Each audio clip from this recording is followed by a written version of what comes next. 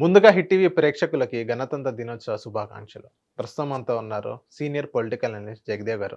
Sir నమస్తే sir. నమస్తే అమ్మా. ముందుగా మీకు గణతంత్ర దినోత్సవ శుభాకాంక్షలు. మీకు కూడా రిపబ్లిక్ ఇండియాగా అవతరించిన ఈ రోజుని రాజ్యాంగబద్ధంగా నడిపించుకున్న భారతదేశ ప్రజలందరికీ కూడా మీ తరపున నా తరపున గణతంత్ర దినోత్సవ శుభాకాంక్షలు. Thank you sir.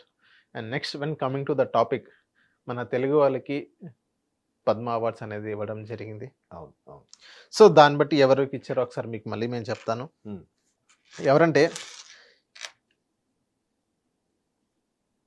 సో ఏదైతే నాగేశ్వర్ రెడ్డి గారికి వైద్యంలో పద్మభూషణ్ ఇచ్చారు, నందమూరి బాలకృష్ణ గారికి పద్మభూషణ్ ఇచ్చారు కళలు, మందకృష్ణ మాదిక్ గారికి పద్మశ్రీ ప్రజా వ్యవహారాలు, మిరియాల అప్పారావు గారికి పద్మశ్రీ ఇచ్చారు కళలు, కేఎల్ కృష్ణయ్య గారికి పద్మశ్రీ ఇచ్చారు సాహిత్యం, మాడుగుల నాగఫణి శర్మ గారికి పద్మశ్రీ ఇచ్చారు కళలు, పంచముఖి రాఘవాచార్యులు గారికి పద్మశ్రీ ఇచ్చారు సాహిత్యం.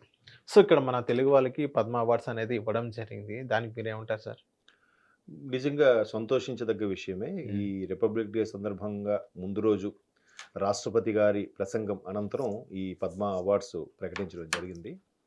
అయితే ఎప్పటి నుంచో ఎదురు చూస్తున్న ప్రముఖుల్లో పద్మ అవార్డుకి అర్హుడు, ఆయనకి ఎందుకు ఇంతవరకు ఇవ్వలేదు అనిపించుకునే వ్యక్తుల్లో నందమూరి బాలకృష్ణ గారు, నటరత్న, మన మందరం బుద్ధిగా పిలుచుకునే జయబాలయ్య గారికి పద్మభూషణ్ ప్రకటించడం నిజంగా చాలా గొప్ప విషయమే. ఎందుకంటే కళలు సినిమాలో ఈ మొన్న 2023 ఆగస్టుకి సరిగ్గా ఆయన సినీ రంగ ప్రవేశం చేసి 50 ఏళ్ళు, అలాగే ఒక ఎమ్మెల్యేగా కూడా హ్యాట్రిక్ కొట్టారు ఆయన ప్రజా జీవితం హిందూపూర్ నుంచి. తరువాత ఇండో అమెరికన్ బసవతారకం క్యాన్సర్ హాస్పిటల్కి సంబంధించి చైర్మన్గా కూడా మంచి సేవలు అందిస్తున్నారు. అంటే ఆయన వైద్యానికి చెందిన వ్యక్తి అవుతాడు, ప్రజా రంగానికి చెందిన వ్యక్తి అవుతారు, కళలకు చెందిన వ్యక్తి కూడా అవుతారు. బట్ ఆయన మూడు కలిపి పద్మవిభూషణ్ కూడా ప్రకటించవచ్చు. బట్ పద్మభూషణ్ అని ఇప్పటికైనా ప్రకటించింది, అది నిజంగా సంతోషం. బాలయ్య ఫ్యాన్స్ అందరికి కూడా పండగ వాతావరణం. ఓకే. ఇకపోతే మరో తెలుగువారైన నాగేశ్వర రెడ్డి గారు, అంటే నాగేశ్వర రెడ్డి గారు అంటే పేరు చెప్తే తెలిసిపోతుంది, ఓకే సమ్ కిమ్స్ అధినేత అనుకుంటా నాకు తెలిసి ఈ నాగేశ్వర రెడ్డి గారు. సో ఆయన వైద్యలో సేవలకు గాను ఆయనకి పద్మ విభూషణ్ ప్రకటించింది. అంటే ఈసారి తెలుగు వారికి దగ్గర దగ్గర ఒక 9 మందికి ఎంతమందికో ప్రకటించింది. మొత్తం 139 అవార్డులు, పద్మశ్రీ, పద్మభూషణ్, పద్మవిభూషణ్, ఈ 3 రంగాల్లో కలిపి ఇందులో తెలుగు వారికి దగ్గర దగ్గర 9-10 మందికి ప్రకటించారు. అందులో మన వి నాగేశ్వర రెడ్డి గారు, బాలయ్య గారు, అలాగే మందకృష్ణ మాదిక్ గారు ప్రజా వ్యవహారాల కింద ఆయనకి పద్మశ్రీ ఇచ్చారు. అఫ్ కోర్స్ మేబీ ఇక్కడ కూడా పద్మ అవార్డ్స్లో కొంత కాంట్రవర్సీ కూడా వినిపిస్తూ ఉంటుంది. ప్రభుత్వానికి ఎవరైతే విధేయులుగా ఉంటారో, కేంద్ర ప్రభుత్వానికి ఎవరైతే ఫేవర్గా ఉంటారో వాళ్ళకి ఇస్తారు, మిగతా వాళ్ళు టాలెంటెడ్ ఉన్నా ఎవ్వరు అనే కాంట్రవర్సీ కూడా ఉంది. ఇది ఎప్పటి నుంచో నడుస్తూనే ఉంది. అందులోకి సౌత్ అంటే ఎప్పుడు ఉండి చిన్న చూపానండి. ఎందుకు సార్ సౌత్ అంటే ఇప్పటి వరకు ఎందుకు ఏమిటో తెలియదు. వాళ్ళు అసలు భారతదేశం అంటే ఎంతసేపు ఒక పథకాలు ఏవి తీసుకోండి, అవార్డ్స్ కానీ ఏవి తీసుకోండి కూడా నార్త్కే వెళ్తాయి. ఇప్పుడు మొన్న పంజాబ్ రైతులు పెద్ద బేభత్సంగా చేశారు. అందరు మన వాళ్ళు కూడా తెలుసో తెలియకో స్టేటస్లు పెట్టేశారు, రైతుకి జై జవాన్ జై కిసాన్ అనుకోని. అంటే వాళ్ళు చెప్పేది, కేంద్ర ప్రభుత్వం ఎన్డీఏ గవర్నమెంట్ చెప్పేది ఏంటంటే, వాళ్ళు రిలీజ్ చేసే పథకాలు ఏవైతున్నాయో అవి 29 రాష్ట్రాలకి వర్తించేలా ఉండాలిగా. 28 రాష్ట్రాలకు. అలా కాకుండా వాళ్ళ వరకే ఎక్కువ ఇచ్చేయాలంట. ఇది ఎక్కడ లెక్క? అంటే సౌత్ అనేది రాష్ట్రాలు కాదా? ఇందులో ఉన్న నిగూఢార్థం ఎవరికి తెలియదు. లేదు మనం రైతులకు సపోర్ట్ చేయాలన్నట్టు మాట్లాడుతున్నారు మన వాళ్ళు కూడా. వాళ్ళు మొత్తానికే విస్తరించేలాగా పెట్టే పథకాలకి కేవలం వాళ్ళ వరకే పరిమితం చేసేలాగా ఎంతవరకు కరెక్ట్ కాదు కదా.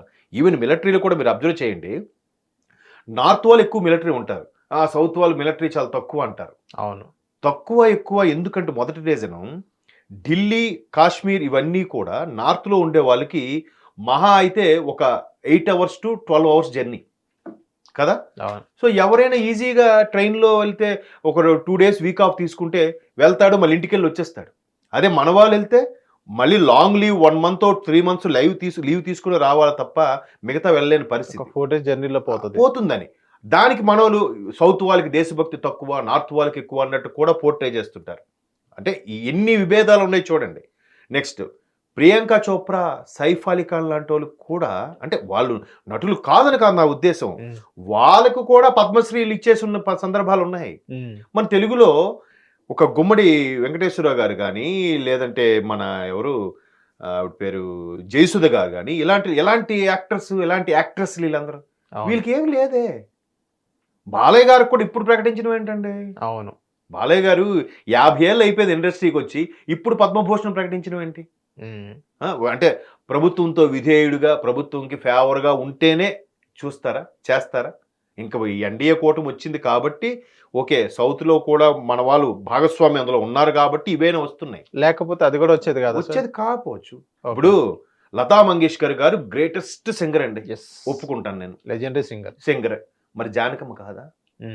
జానకమ్మ గారు లాగా ముసలి వాయిసు, పిల్ల వాయిసు, మిమిక్రీతో పాడగల సత్తా భారతదేశంలో ఏ సింగర్కైనా ఉందా? బతిగా ఉన్నారు ఆవిడ. మరి ఆవిడకి ఒక్క 3-4 ఏళ్ల కిందట పద్మశ్రీ ప్రకటించారండి. పద్మ విభూషణ్ కూడా కాదు, పద్మశ్రీ జానకమ్మ గారికి. చెప్పండి మరి. ఇప్పుడు ఆవిడకి డైరెక్ట్గా భారతరత్న ఇచ్చేశారు. ఎవరికి? లతా మంగేష్కర్ గారికి. అంటే మరి హిందీ పాటలు పాడే అదే సంగీతమా? కర్ణాటక సంగీతం కాదు, హిందుస్థానీ సంగీతమే సంగీతమా? చెప్పండి మరి.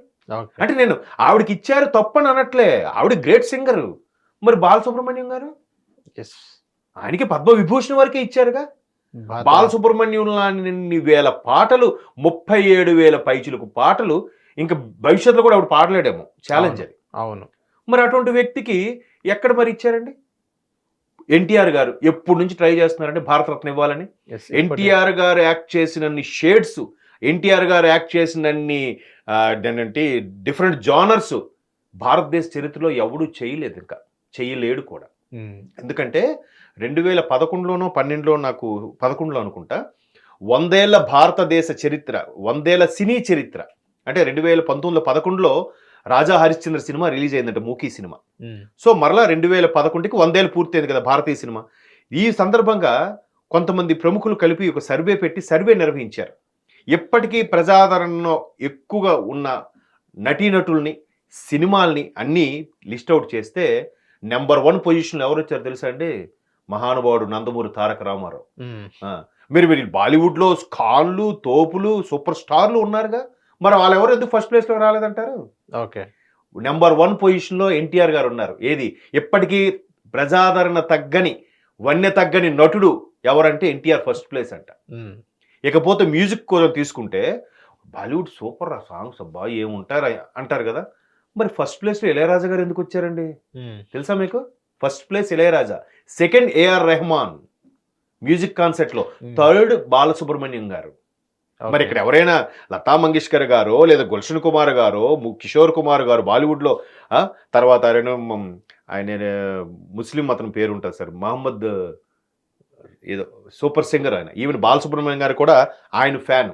ఓకే, చాలా పాత సినిమాలకి, రాజ్ కపూర్ సినిమాలకి పాడిన వ్యక్తి ఆయన. అలాంటి వాళ్ళకి కూడా ఎందుకు ఫస్ట్ ప్లేస్ రాలేదంటారు? మరి అంత ఫెమిలియర్గా అయితే ఆయన తక్కువ చేసే ఉద్దేశం కాదు. అంటే మొదటి నుంచి కూడా, అంటే సౌత్ వరకు వస్తే చాలా ఇది, ఈవెన్ అవార్డ్స్లో బెస్ట్ ఫిల్మ్ అవార్డ్స్ కూడా ఎప్పుడు ఉండదు. బెస్ట్ యాక్టర్ అవార్డు కూడా ఇప్పుడిప్పుడు మన బాహుబలి సినిమా, మన అదేంటది బెస్ట్ యాక్టర్ గా మన బన్నీ గారు కదా ఫస్ట్ రావడం. ఏంటి ఎంతవరకు తెలుగులో ఎంత ప్రజాదరణ పొందిన ఎన్టీఆర్ గారు కూడా ఎప్పుడు బెస్ట్ యాక్టర్ అవార్డు ఇవ్వలేదే. నాగేశ్వరరావు గారు దేవదాసు సినిమా ఈ రోజు ఇండియన్ ఫిల్మ్ ఇన్స్టిట్యూట్లో దాని మీద అదొక కేస్ స్టడీ, దాని మీద ఒక 1 వీక్ లెసన్ ఉంటుందంట ఏ యాక్టర్ వెళ్ళినా కూడా. అదే దేవదాసు దిలీప్ కుమార్ గారు యాక్ట్ చేశారు, షారుఖ్ ఖాన్ గారు యాక్ట్ చేశారు, రకరకాల మిగతా భాష వాళ్ళు కూడా యాక్ట్ చేశారు.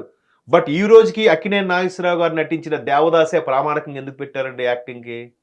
ఓకే, మరి వాళ్ళకేం ప్రకటించారా? ఈవెన్ అది నేను చెప్పింది కాదు, నాగ చైతన్య గారు ఆయన ఇంటర్వ్యూలో, ఆయన పూణే ఫిల్మ్ ఇన్స్టిట్యూట్కి వెళ్ళి చేస్తున్నప్పుడు, రేపు వచ్చేటప్పుడు మనకి సబ్జెక్టు దేవదాసు చూసుకోండి అని చెప్పారట. దేవదాస్ సినిమా అంటే ఓకే, అందరూ దేవదాస్ అంటే వీళ్ళందరికీ దిలీప్ కుమార్ గారు యాక్ట్ చేసిన దేవదాసే తెలుసు చాలా మందికి.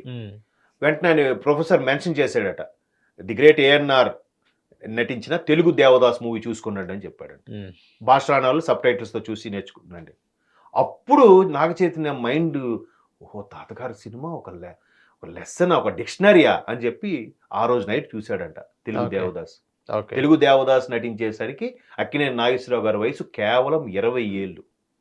1920 20 ఏళ్ళు 30 ఏళ్ళు సంథింగ్.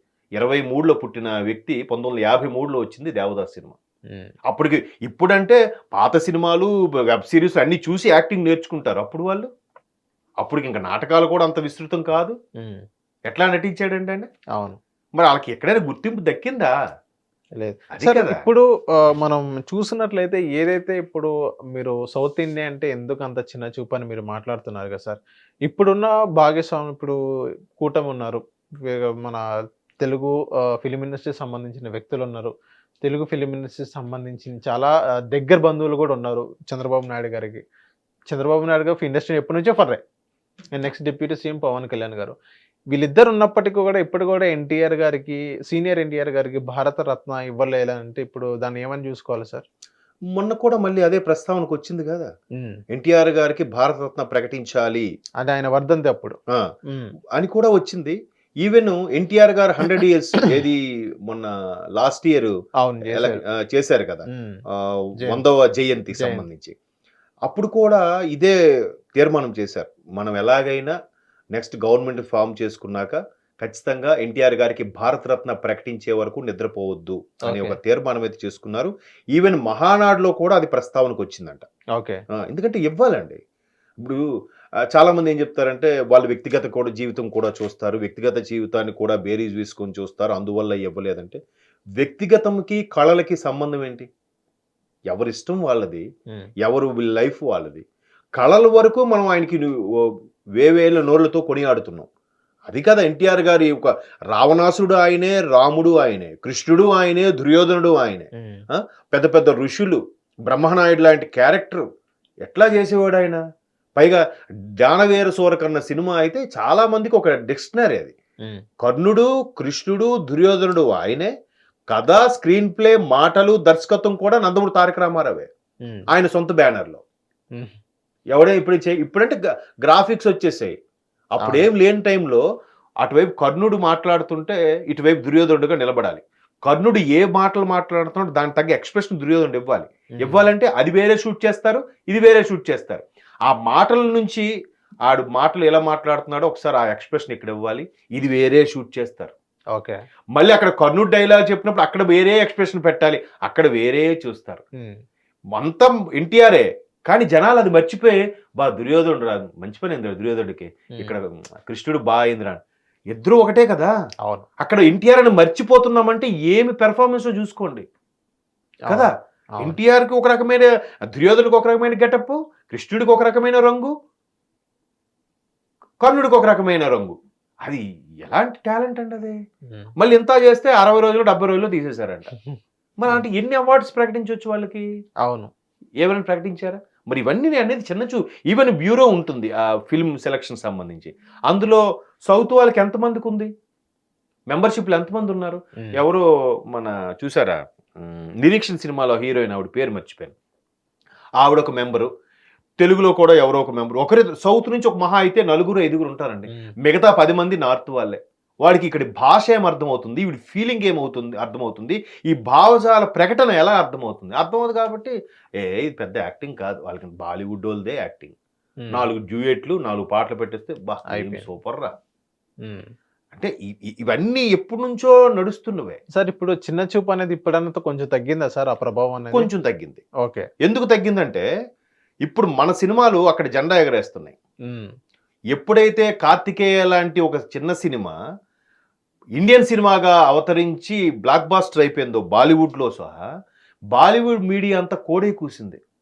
అరే ఈ కృష్ణుడి అంశాలు మహాభారతం సంబంధించి, రామాయణం సంబంధించి నార్త్లో అక్కడ జరిగాయి, అక్కడ మూలాలు ఇప్పటికీ దొరుకుతున్నాయి కదా. ఇక్కడ రాని థాట్ సౌత్ వాళ్ళకి ఎలా వస్తుంది? వాళ్ళకి వచ్చిన థాట్ మీకు ఎందుకు రావట్లేదు? మీరు ఎందుకు తీయలేకపోతున్నారు? ఎంతసేపు డ్యూయెట్లు, ఫైట్లు, పాటలేనా, వేరేది రాదా అని మీడియా అంతా కూడా దుమ్మెత్తిపోసింది. బాలీవుడ్ వాళ్ళకి నాకు తెలిసి లాస్ట్ 5-6 ఇయర్స్ నుంచి ఒక హిట్ లేదు. ఆ ఉన్న హిట్లు కూడా మన నుంచి వెళ్ళిన రీమేక్లే. ఓకే, మీరు ఏది తీసుకోండి. మరి అయిపోయిందిగా, తెలుస్తుందిగా జనాలకి. ఓహో, ఇప్పుడు పాన్ ఇండియా సినిమా, ఇండియన్ సినిమాగా అవతరించింది ఎప్పుడండి? బికాజ్ ఆఫ్ రాజమౌళి కదా. ఎవరు అనుకున్నా కాదున్నా బికాజ్ ఆఫ్ ప్రభాసే కదా. మరి అయిపోయింది. ఇప్పుడు ఈరోజు ఒకప్పుడు ఇదే హిందీ హీరోయిన్లు కూడా చెప్తున్నా, చాలా మంది పేర్లు అనవసరం, ఇక్కడ ముందు ఒక అవకాశం తెలుగులోకి రావడం లేదా తమిళ్లో చేయడం, వెంటనే కొద్దిగా ఇమేజ్ వచ్చేసరికి నేను ఇంకా తెలుగులో చేయను, బాలీవుడ్ హిందీయే చేస్తానంట. అక్కడ ఎవ్వడు పట్టించుకోడు అసలు. కోటా శ్రీనివాసరావు గారి యొక్క ఆవేదన కూడా ఇదే. దాన్ని వాళ్ళు వేరే వేరే విధంగా చాలా మంది అర్థం చేసుకున్నారు. కానీ అరే మనం వెళ్తే అక్కడికి కనీసం ఒక చైరే కూడా ఈడోడు కూర్చోమని, వాళ్ళు ఇక్కడికి వస్తే తనకి, వాళ్ళ అమ్మకి, వాడి అసిస్టెంట్కి ఒక caravan, five star hotel, 5 star hotel accommodation, మరి కనీసం తిండి పెట్టరురా వాళ్ళు. మనకి ఇచ్చిన ఆ రోజు యాక్ట్ చేసామా, తీసుకో 50,000 వెళ్ళిపో. మనం ఎంత గౌరవం ఇస్తాము అంటే మన వాడేదో బిహేవ్ చేశాడు మనం చేస్తామా, మన గౌరవం మనం ఇవ్వమా, పెద్ద నీతులు చెప్తారు. నిజమే, వాడు ఎప్పటికీ తెలుసుకోవట్లేదు. అప్పుడు ఏం చేయాలి? 10 సార్లు మనం పువ్వుతో గుచ్చినా వాడు 11వ కూడా ముళ్ళుతోనే గుచ్చుతున్నాడు. అలాంటి వాడిని ఏం చేయాలి? 11వ మళ్ళీ మన పువ్వుతో గుచ్చొద్దు, వదిలేయండి. అప్పుడు తెలుస్తుంది. వాళ్ళు పెద్ద తోపు నటుల్లాగా మళ్ళీ ABCDEFGH అని చెప్పేవాళ్ళే. డైలాగ్స్ ఒక్కటి చెప్పడం రాదు, నోరు తిరగదు. ద్రవిడ భాషల్లో ఉన్న టంగ్ ట్విస్ట్ నార్త్లో లేదు. హిందీ భాషలో అంతా నాలుగు తిరుగుతుందా? వాళ్ళకి తిరగదు. సార్ ఇప్పుడు ఇదే పద్మ అవార్డ్స్ మీద ఇది రేవంత్ రెడ్డి గారు అసంతృప్తితో ఉన్నారని వింటున్నాం కదా, దేనివల్ల సార్ ఆయన అసంతృప్తి? యాక్చువల్గా రేవంత్ రెడ్డి గారు ప్రభుత్వం తరపున కూడా కొన్ని పేర్లు సిఫారసు చేయమ, అంటే పద్మ అవార్డ్స్కి సంబంధించి అన్ని రాష్ట్ర ప్రభుత్వాలకు కూడా కేంద్ర ప్రభుత్వం లేఖ రాస్తుంది. ఈసారి పద్మ అవార్డ్స్ ఇవ్వాలనుకుంటున్నాం, మీ ప్రతిపాదించే పేర్లు ఉంటే ఇవ్వండి, మీరు ప్రపోజ్ చేసేవి ఉంటే అని అడుగుతుంది. అలా అడిగినప్పుడు వీళ్ళు రాష్ట్ర ప్రభుత్వంగా ఒక లెటర్ హెడ్ మీద మేము ఫలానా ఈ కళలకు సంబంధించి, వైద్యం సంబంధించి, దీనికి సంబంధించి అని కొన్ని పేర్లు మెన్షన్ చేసి ఇస్తారు. అలా మెన్షన్ చేసిన దాంట్లో ప్రముఖులైన మన గద్దర్, స్వర్గీయ గద్దర్ ప్రజాగాయకుడు, నిజంగా దానికి పేరు నంది అవార్డ్స్ పేరు కూడా గద్దర్ అవార్డ్స్గా కూడా రేవంత్ రెడ్డి గారు మార్చారు. అది చాలా గ్రేట్ డెసిషన్. సో ఇప్పుడు అటువంటి గద్దర్ గారికి కూడా ఒక అవార్డు ప్రకటించాలనేది ఆ ప్రపోజల్లో ఉంది. తర్వాత మన ఇంకో ప్రజాగాయ గోరేటి వెంకన్న గారు, ఇట్లా కొంతమంది ప్రముఖులు ఉన్నారు. ఏదైతే తెలంగాణ ఉద్యమంలో కూడా కీలకంగా వ్యవహరించిన వ్యక్తులకి ఒక 5-6 పేర్లు సిఫార్సు చేశారు, ఎక్కువ మంది కాదు. వాళ్ళలో కనీసం ఒక 2-3కైనా ప్రకటించుంటే ఓకేలే. ఇంతమంది మొత్తం 28 రాష్ట్రాలలో అంతమందికి ఇవ్వాలంటే కుదరదు, ఇబ్బంది అవుతున్న సందర్భంలో ఇవ్వకపోయి ఉండొచ్చు. కానీ నాకు ఇవాళ ఉదయం తెలిసింది విషయం ఏంటంటే, పద్మశ్రీ అవార్డులు ఫారినర్స్ కూడా ఇస్తారంట. ఫారినర్స్ కూడా అంటే మన కొన్ని ప్రాజెక్ట్స్కి మన భారతీయులు కొలాబరేషన్ అయిన వాటికి కూడా, లేదా భారతదేశంతో సన్నిహితంగా మెలిగిన కొంతమందికి కూడా ఇస్తారట. అలాగా ఒక 10 మంది ఫారినర్స్ కూడా ఉన్నారు, అందులో ఒక జపనీయుడు, 5 US వాళ్ళు కూడా ఉన్నారంట. సో అంటే ఇలాంటివి తెలిసినప్పుడు అరే విదేశీయులకు కూడా పద్మశ్రీ ఇవ్వగలేంది, మన భారతీయుల్లో మన వాళ్ళకే ముందు ప్రాధాన్యత ఇవ్వచ్చుగా. సో అలాంటప్పుడు రేవంత్ రెడ్డి గారు అసంతృప్తి ప్రకటించడంలో తప్పు లేదుగా. ఇప్పుడు ఆయన ప్రపోజ్ చేసిందే ఒక 5-6. ఆ 5-6 పేర్లలో కనీసం 3కైనా ప్రకటించుంటే ఆయన హ్యాపీగా ఫీల్ అయ్యేవాడుగా. ఇప్పుడు ఎలా వస్తుంది? ఓహో ఇది కాంగ్రెస్ ప్రభుత్వం కాబట్టి, అది ఎన్డీఏ కూటమి కాబట్టి ఆ వివక్ష చూపించారనే ఫీలింగ్ అయితే వస్తుంది కదా. సో అదే ఆయన అసంతృప్తి వ్యక్తం చేశారు. బట్ అసంతృప్తి వ్యక్తం చేసిన ఒక ముఖ్యమంత్రిగా ఎవరైతే మన నాగేశ్వర రెడ్డి గారికి పద్మవిభూషణం, బాలయ్య గారికి పద్మభూషణం వచ్చిన నేపథ్యంలో, మందకృష్ణ మాది గారికి పద్మశ్రీ వచ్చిన నేపథ్యం, దాన్ని శుభాకాంక్షలు కూడా తెలిపాడు. చెప్తే అసంతృప్తి వ్యక్తం చేశారు. వీళ్ళ ప్రభుత్వం నుంచి కూడా ఒక 6-10 మంది చెప్పినప్పుడు ఒక 1/3 3-4కైనా ప్రకటిస్తే బాగుంటుంది కదా. అవును, విదేశీయులకు ప్రకటించగలేంది వీళ్ళకి ప్రకటిస్తే తప్పేముంది? అవును, దానికి కూడా నాకు తెలిసి లిమిట్ అంటూ ఏం లేదు. ఈ ఇయర్ 139 మంది ప్రకటించారు. లాస్ట్ ఇయర్ ఇంకొంచెం తక్కువ ప్రకటించవచ్చు, ఎక్కువ ప్రకటించవచ్చు, వాళ్ళ చేతిలో ఉంది లిమిటేషన్. నాకు తెలిసి దాని మరంత లిమిటేషన్ ఉందో లేదో నాకు తెలియదు, ఎందుకంటే అది వేరీ అవుతూ వస్తుంది ఫిగర్ ఏదైతే ఉందో అది.